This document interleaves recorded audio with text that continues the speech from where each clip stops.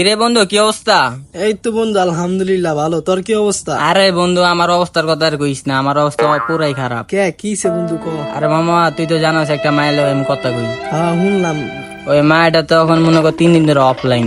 কিল্লি গ এই পেটা এটা আমার গার্লফ্রেন্ড লগে মিলে যাইতাছে গা।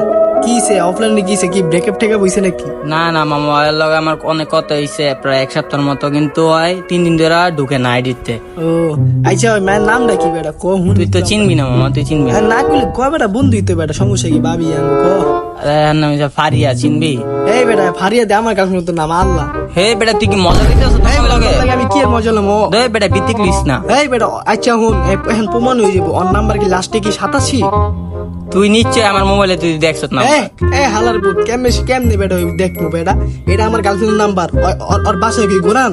হ্যাঁ আল্লাহ, এই বেটা এটা আমার গার্লফ্রেন্ড বেটা। মামা, হ্যাঁ কি বুঝি না, দুইজনের লগে আমরা দুইজনে বোকা বানাইলো। আল্লাহ মামা ওই আরে কি দেখমু, বেটা, আরে আরে দেখমু কি আমি। করলাম? মামা আমি দেখতাছি। আচ্ছা আচ্ছা, তুই রাখ দাঁড়া। মামা, তুই রাখ। হ্যাঁ। আচ্ছা, দেখতাছি, আচ্ছা দাঁড়া। দেখতাছি, খারাপ আর তোরও দেখতাছি।